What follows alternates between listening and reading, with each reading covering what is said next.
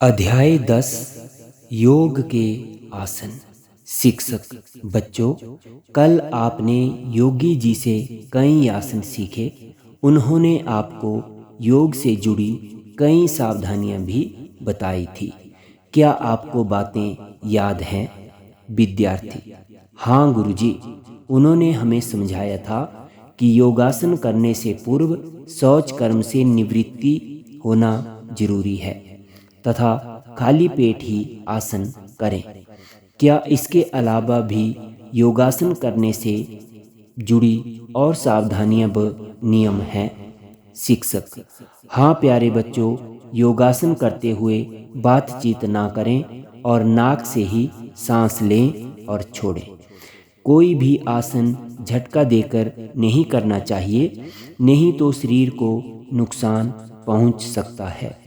प्रयास करें कि हर आसन के पश्चात सब आसन भी किया जाए तथा रात्रि के समय कम भोजन करें।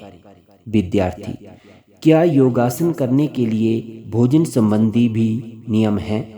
शिक्षक: हाँ, योगाभ्यास करने वाले व्यक्तियों को संतुलित आहार लेना चाहिए, जिसमें फल, हरी सब्जियां, सलाद आदि शामिल करने चाहिए। योगाभ्यास के लिए किसी योग के ज्ञाता से जानकारी प्राप्त करते हुए ही उसके निरीक्षण में यह अभ्यास करना चाहिए। योग करने का स्थान समतल, स्वच्छ एवं हवादार होना चाहिए। विद्यार्थी: गुरुजी, हम पाठशाला में कब योगासन करें? हम तो घर से खाना खाकर ही स्कूल आते हैं। शिक्षक: बच्चों, आप जो आसन यहाँ सीखते हैं, प्रातः नाश्ते से पूर्व उनका अभ्यास कर सकते हैं, लेकिन पाठशाला में आप तीसरे या चौथे क्लास पीरियड में इसका प्रशिक्षण यहाँ प्राप्त कर सकते हैं। यद्यपि समय की उपलब्धता ना होने पर 8वें या 9वें पीरियड में भी योगासन सीखकर इनका अभ्यास कर सकते हैं। एक विद्यार्थी: मगर गुरुजी, कल रात मेरी माँ बीमार थी, हम सारी रात अस्पताल में रहे, इस कारण मैं सो नहीं पाया। मेरा मन अशांत है तथा थकान महसूस हो रही है। मैंने जीन्स पहन रखी है। हालांकि योगी जी ने कहा था कि योगासन के लिए वस्त्र सुविधा पूर्ण होने चाहिए। मेरा चित्त योग में नहीं लग रहा।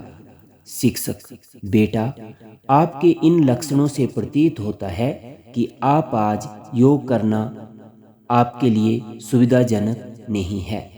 आप अपनी थकान, निद्रा व मन की अशांति दूर करें, तभी आपका मन योग में लग सकता है।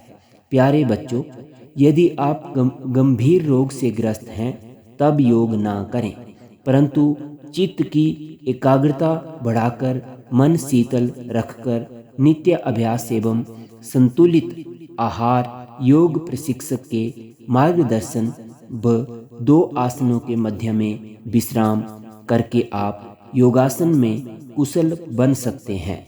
विद्यार्थी: गुरुजी, आप हमें कुछ आसन सिखाएं। शिक्षक: अब आओ योग आसन करें। सब बच्चे अपने विद्यार्थी: गुरुजी, आप हमें कुछ आसन सिखाएं। शिक्षक: अब आओ योग आसन करें।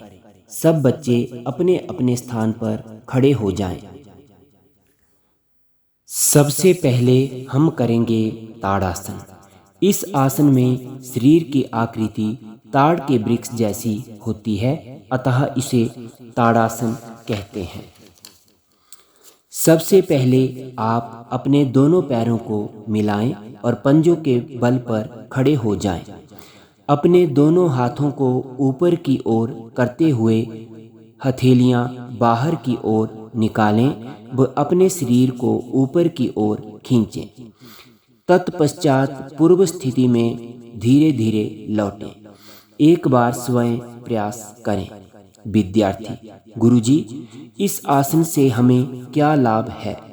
शिक्षक: शाबाश, बड़ा अच्छा प्रश्न किया है। इस आसन से न केवल छोटे कद वाले विद्यार्थियों की लंबाई नित्य अभ्यास से बढ़ती है, अपितु जिन बच्चों को भूख कम लगती है वे भी इससे लाभान्वित होते हैं और उनकी भूख बढ़ती है, जिससे शरीर हिष्ट-पुष्ट बनता है। शरीर का टेढ़ापन ठीक करने के लिए भी यह आसन बड़ा महत्वपूर्ण है। हृदय व फेफड़ों को भी इस आसन के अभ्यास से मजबूती मिलती है। शिक्षक: विद्यार्थियों, शांत हो जाओ, योग के दौरान बातें न करें तथा पूरा ध्यान आसन पर केंद्रित करें। अब हम अर्ध चंद्रासन करेंगे। नाम से ही स्पष्ट है कि इस आसन में शरीर की स्थिति आधे चंद्रमा जैसी बनती है। सबसे पहले अपने दोनों पैरों को परस्पर मिलाएं और सीधे खड़े हो जाएं। व दोनों हाथों को दोनों जंघाओं पर रखें। अब नाक के दोनों नथनों से सांस भरते हुए अपने दोनों हाथ ऊपर उठाएं तथा पीछे की ओर ले जाएं, ताकि शरीर की आकृति अर्धचंद्राकार प्रतीत हो तथा यथाशक्ति रुकें। धीरे धीरे पूर्व स्थिति में आएं। ध्यान रहे घुटने मोड़ने ना पाएं। बच्चों, यह ध्यान रखें कि इस आसन में कमर के ऊपर वाला भाग ही इस आसन में मोड़े। लाभ: यह आसन भी बड़ा लाभकारी है। यह आसन फेफड़ों को शक्ति प्रदान करता है, शरीर के कंपन की बीमारी दूर करता है तथा रीढ़ की हड्डी को लचीला भी बनाता है। मगर इस आसन के दौरान आंखें खुली तथा मुंह बंद रखें। बोलो, कैसा लगा यह आसन करके? विद्यार्थी: हमें बड़ा आनंद आया। आप हमें और आसन सिखाएं। शिक्षक: ठीक है, अब हम करेंगे पाद हस्तासन। नाम से ही स्पष्ट है, पाद यानी पैर और हस्त यानी हाथ। इस आसन में हाथों और पैरों को एक साथ मिलाया जाता है। जरा मुझे देखें। इसके लिए सबसे पहले हम अर्धचंद्रासन मुद्रा में आएं। अब सांस छोड़ते हुए दोनों हाथों से दोनों पैरों के टखनों को पकड़ते हुए माथे को घुटनों के साथ लगाएं। यह प्रयास धीरे धीरे करें। यह ध्यान रहे आप अपने घुटने ना मोड़ें। बिना घुटने मोड़े इस आसन में कुछ देर रुकने का प्रयास करें। सांस को लेते हुए पूर्व स्थिति में आएं। लाभ: इस आसन का फायदा विद्यार्थी को होगा जिसका शरीर अधिक भारी है व शरीर में कठोरता है। शिक्षक: बेटा, तुम खड़े हो जाओ।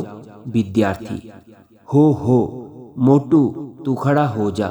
गुरुजी, तुम्हें खड़ा होने के लिए कह रहे हैं। शिक्षक: ऐसा नहीं कहते, यह आसन इसका मोटापा दूर कर देगा।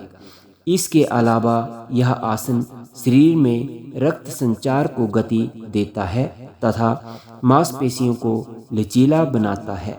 बेटा, यह आसन जरूर करना। तुम भी अन्य विद्यार्थियों की तरह स्वस्थ एवं सुडौल काया वाले बन जाओगे। मगर याद रहे कि कमर दर्द वाले व्यक्ति यह आसन ना करें और इसे करते समय झटका ना लगे। विद्यार्थी: गुरुजी, अब हम थक गए हैं, हम बैठना चाहते हैं। शिक्षक: ठीक है, आप बैठ जाएं, थोड़ी देर आराम कर लें। थोड़ी देर के बाद शिक्षक ने कहा, बच्चों, अब हम पद्मासन करेंगे, जिसके लिए आपको खड़े होने की भी आवश्यकता नहीं। पद्म यानी कमल। नाम से ही स्पष्ट है कि इस आसन में शरीर की आकृति कमल के फूल के समान होती है। आओ पद्मासन करते हैं।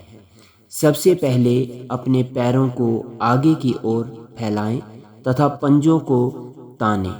अब बाएं पैर को घुटने से मोड़ें और अब सावधानी से इसे दाईं जंघा के मूल पर रखें और दाएं पैर को घुटने से मोड़ते हुए बाईं जंघा पर रखें और एड़ियों को नाभि के समीप स्थिर करें। हाथों को ज्ञान या अंजलि मुद्रा में रखते हैं। देखिए, ये है पद्मासन। जब हम अपने हाथों की तर्जनी उंगली से अंगूठे के मूल को दबाते हैं तो इसे ज्ञान मुद्रा कहते हैं और अंजलि मुद्रा में दोनों हाथों की हथेलियों को एक दूसरे के ऊपर गोद में रखें। विद्यार्थी, हमने तो टीवी में कई नाटकों में देखा है कि ऋषि तपस्या करते हुए इस आसन में बैठते हैं।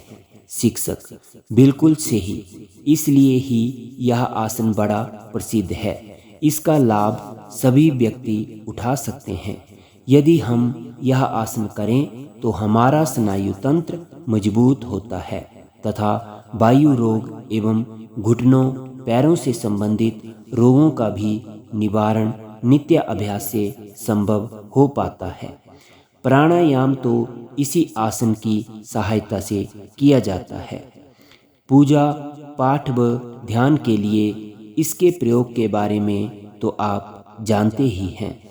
विद्यार्थी, बड़ा मजा आया गुरुजी। अब हमें कुछ और आसन सिखाएं। मैं घर में जाकर सबको बताऊंगा कि मुझे भी आसन करने आ गए हैं। योगी, ठीक है, अब हम करेंगे पर्वतासन। पर्वत यानी पहाड़।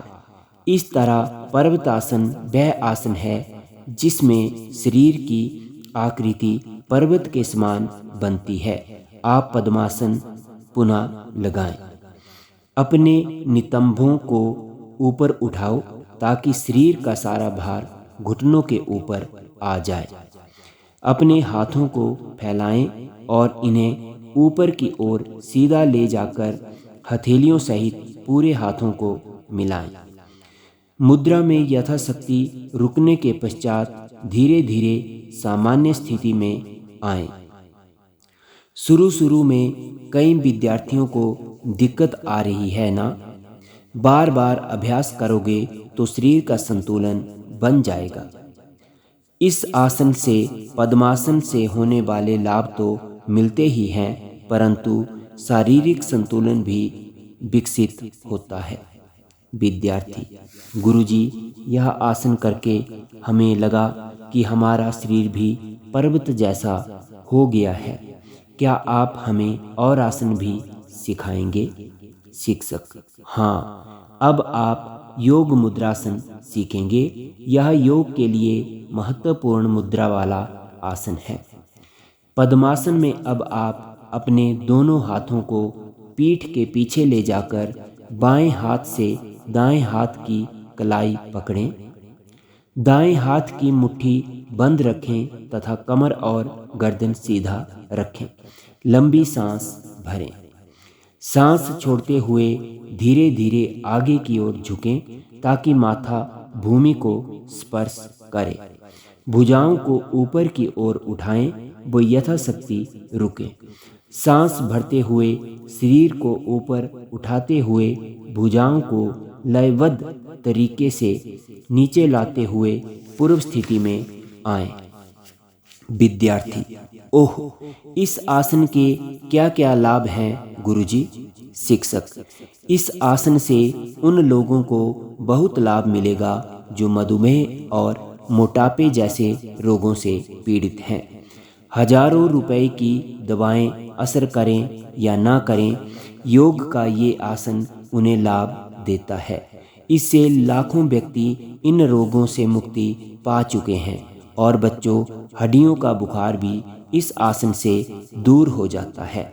चंचल मन के नियंत्रण के लिए भी यह लाभकारी है। विद्यार्थी, गुरुजी, क्या कुछ आसन लेटकर भी किए जा सकते हैं? शिक्षक, हाँ, अवश्य। भुजंगासन एक ऐसा आसन है, भुजंग यानी सांप, जैसे सांप लेट कर दौड़ता है, फन ऊपर उठाता है, वैसे ही इस आसन में शरीर की आकृति भुजंग जैसी होती है। आओ सबसे पहले पेट के बल लेट जाते हैं। दोनों पैरों, एड़ियों तथा पंजों को मिलाएं व इन्हें पीछे की तरफ तानें तथा दोनों हाथों की हथेलियों को कंधों के नीचे रखते हैं।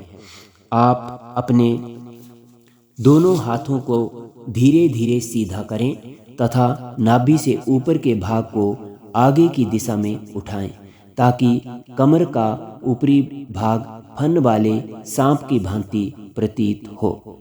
दृष्टि को आंखों के मध्य उस स्थान पर केंद्रित करें जहां तिलक लगाया जाता है। यथाशक्ति इसमें रुकें। शाबाश। धीरे धीरे श्वास निकालते हुए पूर्व स्थिति में आ जाएं। लाभ, इस आसन से कमर दर्द ठीक होता है तथा फेफड़ों की शक्ति में वृद्धि होती है। इसके अतिरिक्त रोग प्रतिरोधात्मक शक्ति का विकास होता है तथा पेट के रोग जैसे कब्ज, अपच तथा वायु विकार दूर होते हैं। महिलाओं के लिए यह आसन बड़ा लाभकारी है। विद्यार्थी, तो क्या लेटकर यही आसन किया जाता है? शिक्षक, नहीं, इसके अतिरिक्त भी कई ऐसे आसन हैं जो लेटकर किए जाते हैं, जैसे शलभासन और पवन मुक्तासन आदि। शलभ का अर्थ है टिड्डी। देखी है ना आप सबने टिड्डी। इस आसन में शरीर की आकृति शलभ की भांति होती है। सर्वप्रथम पेट के बल लेट जाएं और अपने दोनों पैरों को पीछे की ओर फैलाते हुए तलवों को आसमान की दिशा में रखें। अपने दोनों पैरों को मिलाकर अपनी जंघाओं के नीचे इस प्रकार रखें कि हथेलियां जंघाओं को स्पर्श करें। शरीर पर पूरा नियंत्रण करते हुए टांगों को लगभग 30 डिग्री के कोण तक ऊपर उठाएं, परंतु ध्यान रहे कि आपके घुटने ना मुड़े। यथाशक्ति इस आसन में रुकने का प्रयास करें तथा धीरे धीरे पूर्व स्थिति में वापस आएं। लाभ, इस आसन के अभ्यास से हमारा यकृत, गुर्दे स्वस्थ रहते हैं। हर्निया और मधुमेह के उपचार हेतु भी यह उपयोगी है। जो बच्चे धावक बनना चाहते हैं उनके लिए यह आसन वरदान है। इससे टांगे सुडौल होती हैं। अब दूसरा आसन है पवन मुक्तासन। शिक्षक, यह एक विशेष आसन है। आजकल पेट में गैस होने की समस्या से कई लोग पीड़ित हैं। आपके घर, गांव, आस पड़ोस में कई व्यक्ति ऐसे होंगे जो बदहजमी और गैस की समस्या से पीड़ित व परेशान हैं। आप यह आसन सीखें और उन्हें भी सिखाएं ताकि उनको भी लाभ मिले। ये देखें कैसे करते हैं पवन मुक्तासन। सर्वप्रथम पीठ के बल लेट जाएं और अपने दोनों पैरों को परस्पर मिलाएं। अब अपनी दाईं टांग को मोड़कर घुटना छाती के साथ लगाएं तथा बाईं टांग सीधी रखें। सांस भरते हुए दाईं टांग तथा दोनों हाथों से पेट व छाती को दबाएं। कुछ क्षण रुकें तथा ध्यान रखें कि आपको अपना सिर भूमि पर ही लगाए रखना है। पुनः इस क्रिया को दूसरी टांग की मदद से करें। इसका अभ्यास दोनों टांगों से भी किया जाता है। अब आप विश्राम हेतु शवासन करें। शवासन, सब यानी मृत शरीर। नाम से ही स्पष्ट है कि इस आसन में मानव शरीर को इस प्रकार तरह छोड़ दिया जाता है कि इसकी स्थिति सब जैसी होती है। सब बच्चे पीठ के बल लेट जाएं और दोनों पैरों की एड़ियां तथा पंजे खुले रखें। हाथ कमर से थोड़ी दूरी पर रखते हुए हथेलियों को आसमान की ओर करें। शरीर को बिल्कुल ढीला छोड़ दें, जैसे मृत शरीर पड़ा होता है, लेकिन सांस सामान्य रूप से लेते रहें।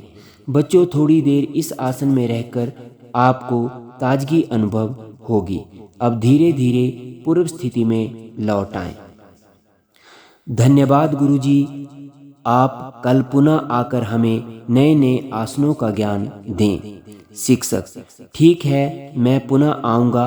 आप योगाभ्यास जरूर करते हैं, परंतु जाने से पूर्व यह बताना चाहूँगा कि आसनों का अभ्यास नित्य प्रति करने से ही लाभ पहुँचता है। अभ्यास के प्रश्न, अध्याय 10। प्रश्न नंबर 1, योगाभ्यास करने वाले को कौन सा आहार लेना चाहिए? योगाभ्यास करने वाले व्यक्ति को संतुलित आहार लेना चाहिए, जिसमें फल, हरी सब्जियां, सलाद आदि शामिल हो। प्रश्न नंबर 2, भोजन करने के कितने समय बाद आसन करने चाहिए? आसन खाली पेट ही करना चाहिए। अगर ज़्यादा आवश्यकता हो तो भोजन करने के 4 से 6 घंटों के बाद ही आसन करने चाहिए। प्रश्न नंबर 3, योगाभ्यास करने के लिए कौन सा स्थान उचित है? योगाभ्यास करने का स्थान समतल, स्वच्छ एवं हवादार होना चाहिए। प्रश्न नंबर 4, ताड़ासन की विधि लिखिए। सबसे पहले आप अपने दोनों पैरों को मिलाएं और पंजों के बल पर खड़े हो जाएं। अपने दोनों हाथों को ऊपर की ओर करते हुए हथेलियां बाहर की ओर निकालें और अपने शरीर को ऊपर की ओर खींचें। तत्पश्चात पूर्व स्थिति में धीरे धीरे लौटें। प्रश्न नंबर 5, लंबाई बढ़ाने के लिए कौन सा सर्वोत्तम आसन है? ताड़ासन। प्रश्न नंबर 6, पाद हस्तासन करते समय अगर माथा घुटने के साथ ना लगे तो घुटनों को मोड़ देना चाहिए, ठीक या गलत? का चिन्ह लगाएं। गलत, घुटनों को नहीं मोड़ना चाहिए।